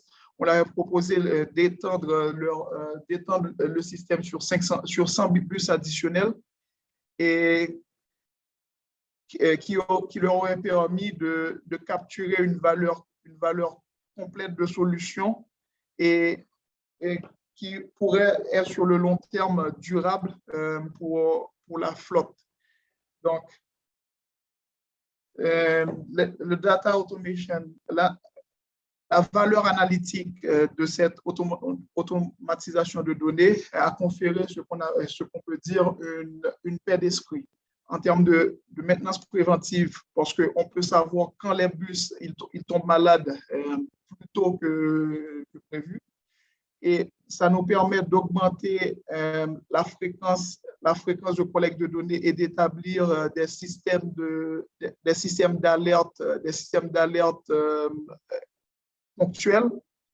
Et ça nous a permis de monitorer les informations des capteurs et d'alerter les problèmes pendant que les bus sont en marche. En termes de fiabilité du système, on a eu une meilleure, cette fiabilité de système permet d'attirer et de retenir et de mieux retenir désolé, parce que là je suis en même temps sur une slide en anglais. En termes de fiabilité, la fiabilité du système permet une meilleure confiance du côté des chauffeurs et ils savent mieux comment réagir par rapport à différentes alertes. Et ça nous a aussi permis de réduire considérablement les failures mécaniques, les pannes mécaniques, la fréquence des pannes mécaniques et augmenter la performance en réduisant les breakdowns, les pannes en service. Donc, on a eu une optimisation mécanique de productivité avec une maintenance proactive qui est basée sur la connaissance de l'état de fonctionnement en temps réel.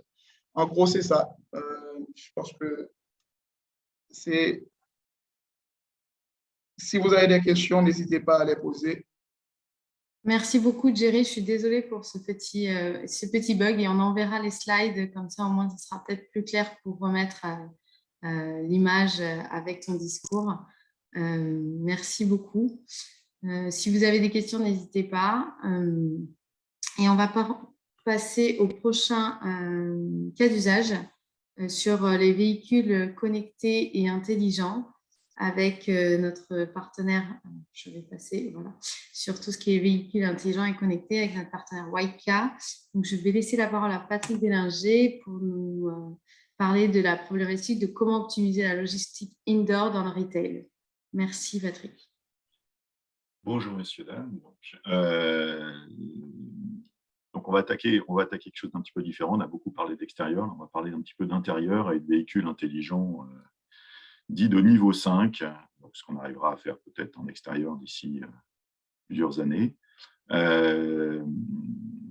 Donc, Waika, on est spécialisé en robotique et on fabrique donc, en France, en Occitanie, des véhicules autonomes indoor. Donc, ces véhicules sont dits niveau 5 parce que dans la définition de ce type de niveau de pilotage, en fait, l'ordre le plus simple que l'on puisse donner au véhicule, c'est d'aller quelque part. Et pourquoi on parle de véhicule? D'abord, un véhicule, c'est généraliste chez nous, donc ils sont très polyvalents, ils peuvent correspondre à plusieurs cas d'usage. Et d'autre part, ils sont le constituant de ce qu'on appelle, ce que je vais vous introduire plus tard, d'un robot complet. Donc, un robot mobile, c'est l'association de plusieurs choses.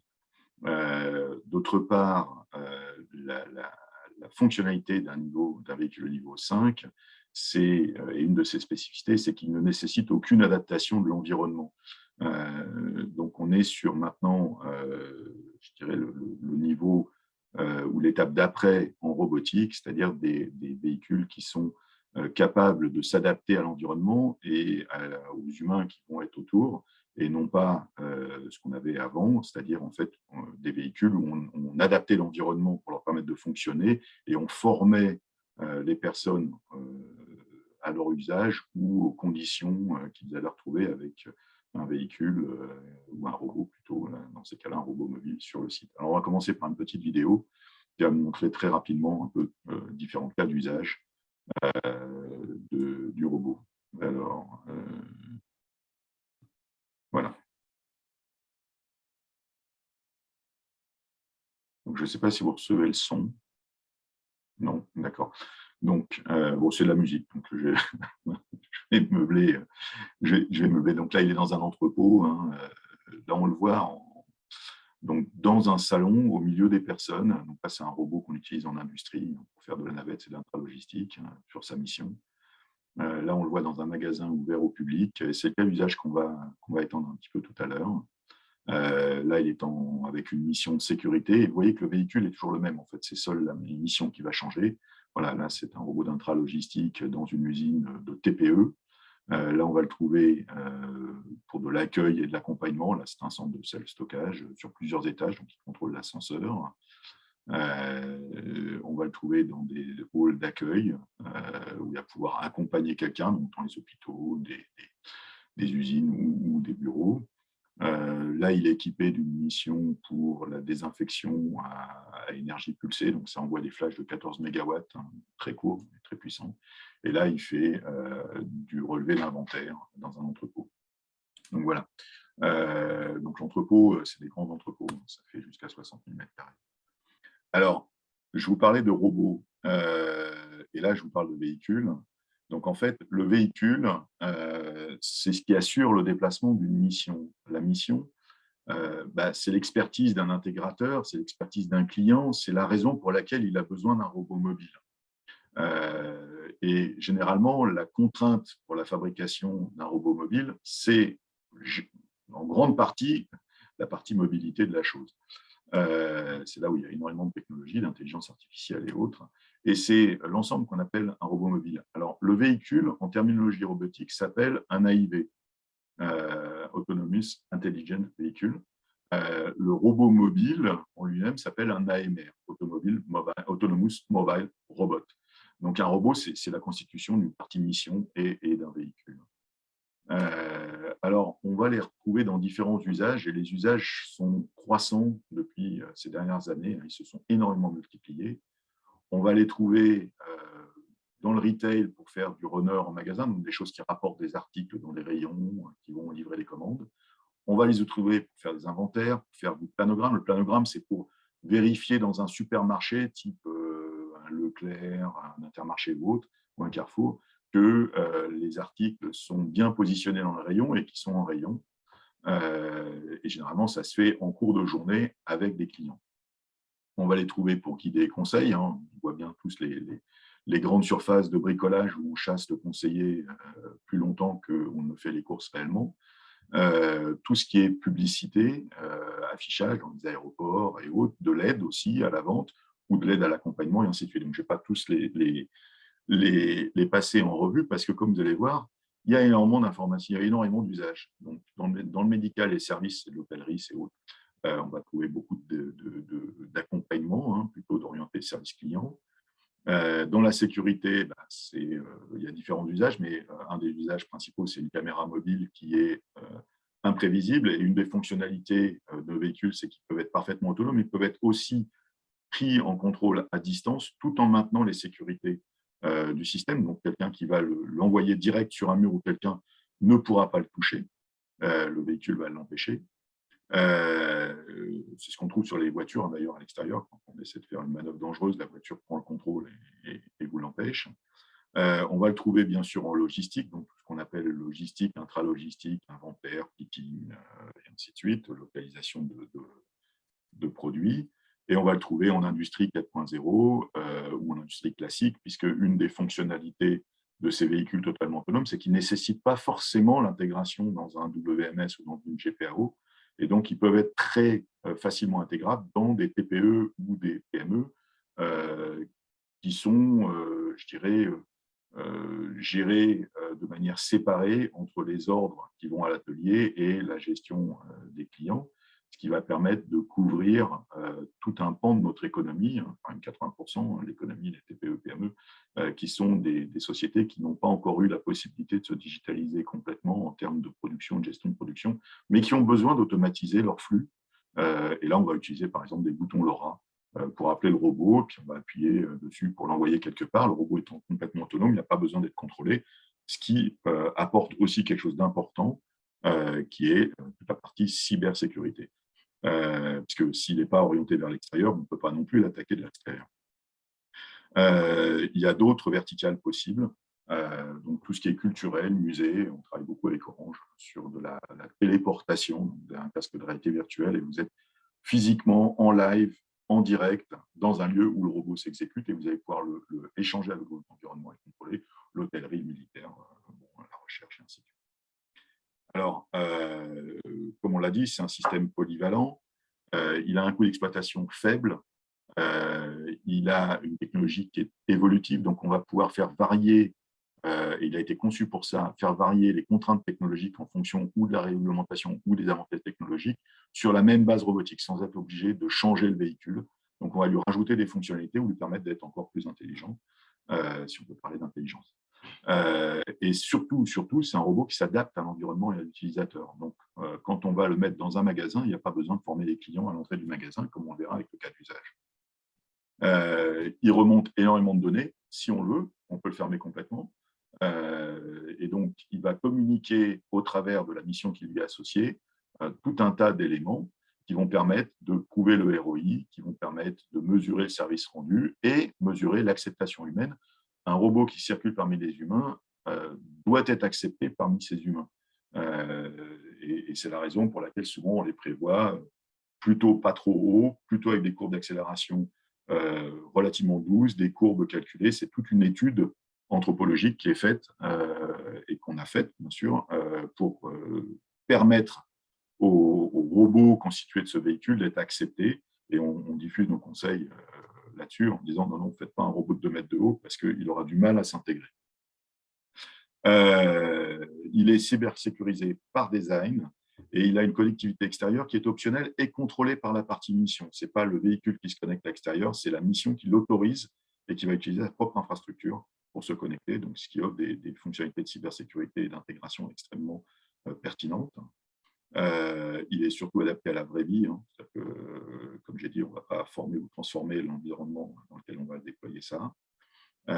Il est complètement autonome et c'est ce qui va avec l'adaptation à la vraie vie, puisqu'on va pouvoir l'installer dans des environnements où la radio n'est pas possible, où on ne va pas pouvoir le connecter en Wi-Fi, on ne va pas pouvoir le connecter en LoRa, on ne va pas pouvoir le connecter dans quoi que ce soit parce que l'environnement fait que c'est pas utilisable.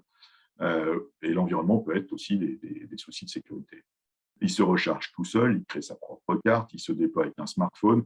Le déploiement dans un magasin Decathlon de taille 5000, 6000 m², donc des grands Decathlon par exemple, c'est 1 heure. 1 heure avec un smartphone et c'est terminé. Et en fait, tout ce qu'on fait, c'est lui faire le tour du propriétaire. Et c'est la même chose dans un entrepôt de 60 000 m². Ça va prendre très peu de temps, le temps de le faire circuler dans l'entrepôt une fois. Alors, on va focaliser un petit peu sur le cas d'usage du retail et qu'est-ce qu'un robot chez Decathlon peut faire. Alors d'abord, un robot chez Decathlon, c'est un robot qui est dans des conditions de déploiement extrêmement compliquées. Il est au milieu des enfants, au milieu des clients, il peut y avoir une très forte densité, et donc il faut qu'il soit capable de circuler là-dedans. Donc on voit bien sur les photos la partie mission, qui est la partie Decabot, qui est faite par l'intégrateur qui s'appelle TDR, et la partie véhicule qui va assurer le transport de ça et la sécurité de tout ça, y compris la sécurité haute. C'est-à-dire qu'il n'est pas question que si quelqu'un tend un bras ou qu'il y ait un obstacle haut, que le robot le touche. D'autre part, il faut qu'il assure aussi une sécurité fonctionnelle, donc il est dit intrinsèquement safe, intrinsèquement sûr. Pourquoi ? Parce qu'il fait la taille d'un humain en termes de superficie, 50 cm de diamètre. Il est plus petit, il est moins lourd et il se déplace moins vite qu'un humain. Et donc, ce qui permet, même si, ce qui n'arrive jamais pour l'instant, même si on passait au-delà de tous les systèmes de sécurité, et il y en a beaucoup sur le système, et qui touchait quelqu'un, de toute manière, il ne pourrait pas lui faire mal, il ferait certainement encore moins mal qu'un choc entre une personne qui marche et une personne qui est statique.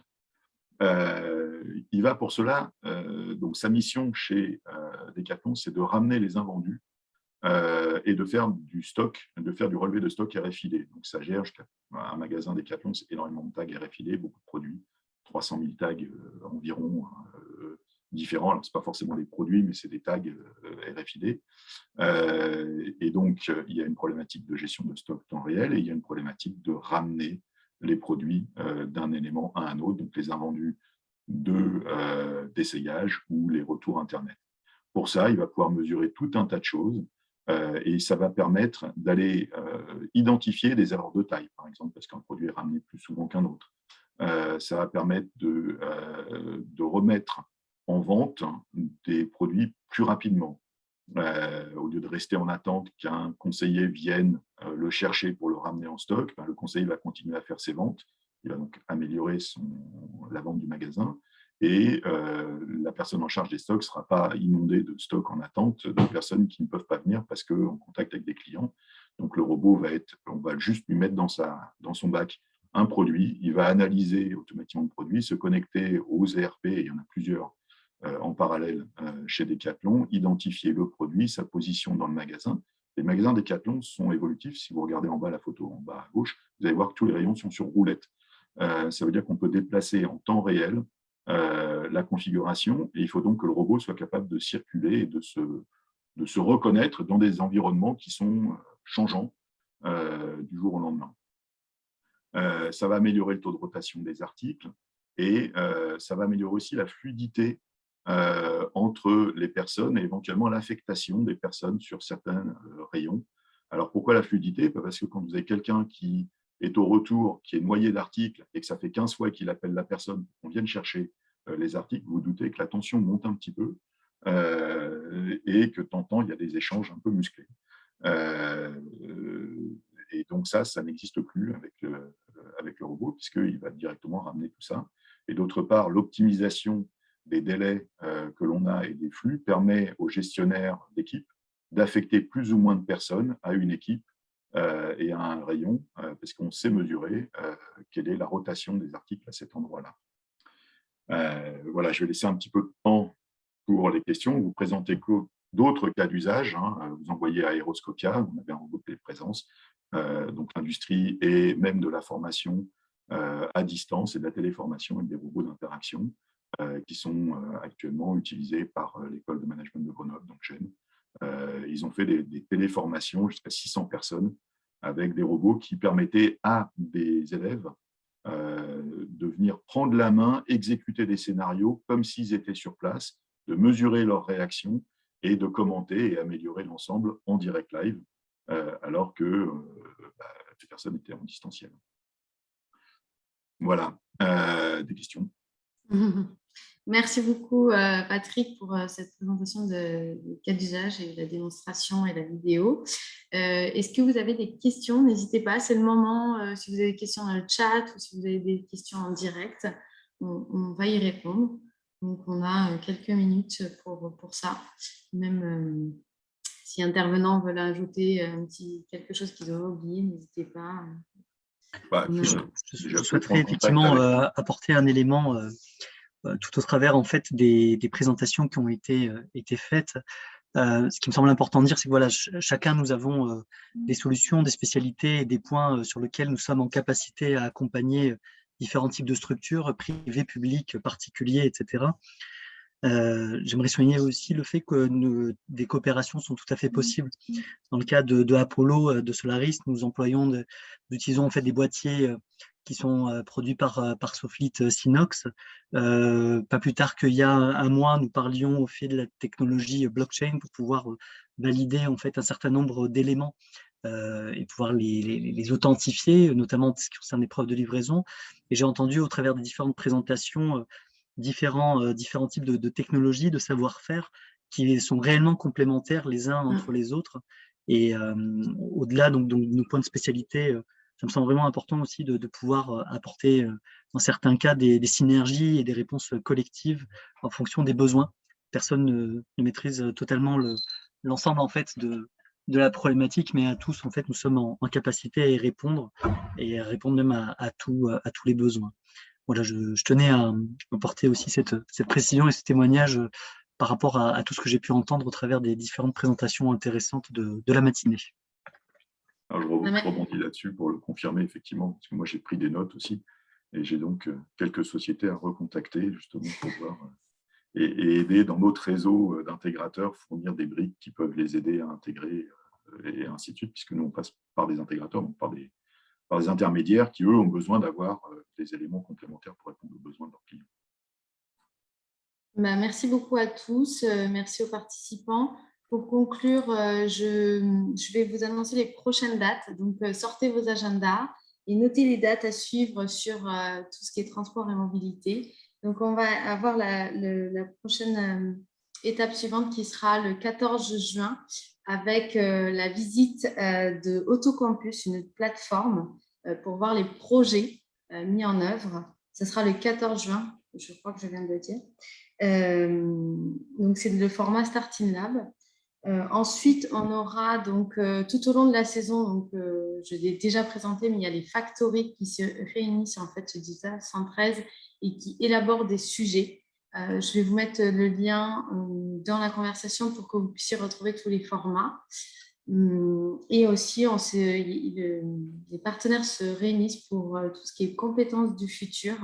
Normalement, nous pensons donc faire un premier jet lors de la conférence qui se déroulera. D'ailleurs, il y a une faute sur la diapo, c'est le 28 juin. Donc, attention, ça sera le 28 juin sur Toulouse, la conférence. Et c'est en fait un moment inspirant sur tout ce qui est sujet de la mobilité de demain. Et ça sera donc en fin de journée sur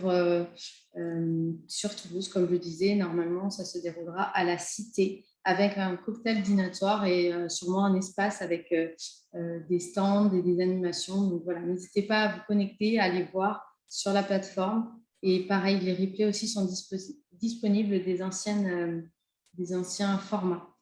Je clôture du coup le webinaire. Je ne sais pas si Angélique veut dire un mot pour la fin. Non, merci beaucoup à nos intervenants. Et puis, en effet, donc on aura le replay de ce format dans quelques jours qui sera disponible sur la plateforme. On l'enverra aussi par mail directement à tous les inscrits et aux intervenants. Voilà, merci à vous tous. Et puis, à très bientôt sur les prochains formats de Digital is Future.